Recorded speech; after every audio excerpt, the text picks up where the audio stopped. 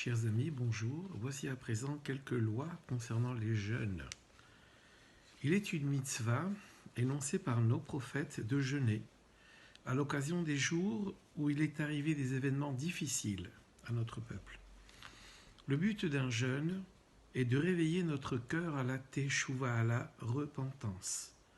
Et également, il nous faut considérer que si ces événements leur sont arrivés ou nous arrivent, c'est à cause de notre comportement. Donc c'est un moment où il nous faut améliorer notre comportement vis-à-vis de nos prochains, bien sûr, mais également vis-à-vis de Hachem et de la Torah et des mitzvot. Voici quels sont les jours pendant lesquels nous jeûnons. Dans l'ordre, il y a le 3 Tishri, c'est-à-dire le lendemain de Rosh Hashanah. Ce jour-là fut assassiné Gedalia ben Ahikam, placé par Nabucodonosor, Nebuchadnezzar, pour gérer la terre d'Israël après la destruction du premier Beth Amikdash. Mais malheureusement, à la suite de son assassinat, tous les Juifs furent exilés et des milliers d'entre eux furent tués. Le 10 Tevet, ce fut le jour où, toujours, Nebuchadnezzar, Nabucodonosor, dressa un siège contre Yerushalayim. Et nos sages de préciser que si les Bnei Israël avaient fait Teshuvah à ce moment-là, le Beth Amikdash n'aurait pas été détruit, mais malheureusement, ce ne fut pas le cas. Le 17 Tammuz, ce jour, et à des périodes différentes bien sûr, nous sont arrivés 5 événements tout à fait malheureux. Le premier d'entre eux, le 17 Tammuz, les premières tables de la loi furent brisées par Moshe Rabbeinu lorsqu'il descendit du Har Sinaï et constata que les Bnei Israël avaient servi le veau d'or. À l'époque du premier Beth Amikdash, le sacrifice quotidien, le Korban Tamid, fut arrêté.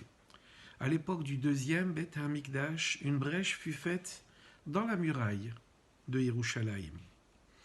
À la fin de la période du deuxième Beth Amikdash, Apustum Usarasha brûla la Torah. Également, ce 17 Tammuz-là, une idole fut placée dans le deuxième Beth Amikdash par des Juifs renégats, et ceci causa notre exil actuel. Le 9 Av. Ce jour nous sont arrivés également, à 5 moments différents de notre histoire, 5 événements malheureux. À l'époque du désert, il avait été décrété que nos ancêtres ne rentreraient pas en Israël et qu'ils mourraient dans le désert. Et ceci parce que les explorateurs à leur retour de la terre d'Israël avaient médit sur la terre d'Israël et Dieu jura qu'ils n'entreraient pas dans cette terre-là, mais que leurs enfants, oui, bien sûr, y rentreront.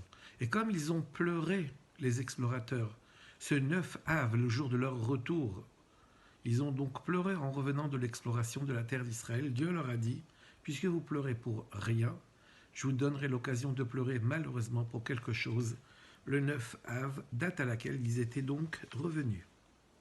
À cette date-là, toujours le 9 Av, fut détruit le premier Beth Amikdash et le deuxième Beth Amikdash, et bien sûr nous attendons impatiemment que bientôt nous soit reconstruit le troisième Beth Amikdash. La ville de Bétar fut également détruite à 9 Av. Là-bas vivaient des dizaines de milliers de Juifs et malheureusement tous moururent.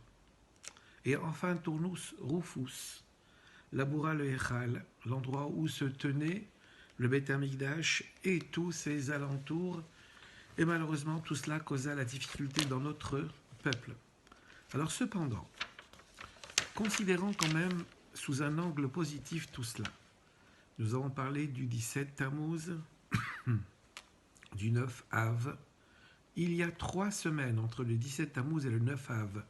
Tout ça pour nous dire que tous ces événements difficiles, malencontreux, eh bien finiront par voir s'établir le troisième Beth Amikdash. C'est ça même l'allusion qui est dite dans les 3 semaines. 3 semaines comme troisième Beth Amikdash. Et puis, puisque nous comptons les 3 semaines à partir du 17 Tammuz, 17 c'est la valeur numérique du mot Tov. C'est-à-dire qu'il y a dans toutes ces difficultés qui malheureusement nous sont arrivées, dont on espère qu'elles cesseront tout à fait bientôt, il y a un Tov, il y a un 17, il y a du bien caché. Alors faisons en sorte par notre comportement que se révèle ce bien caché dans tous les événements difficiles, et bien sûr que le bien du bien sera que Mashiach vienne, que le Beth Amikdash soit reconstruit et que tous ensemble, nous et les nations du monde, puissions servir Hachem d'une même épaule. Que Dieu fasse que ces jours-là nous arrivent bientôt et pour le bien.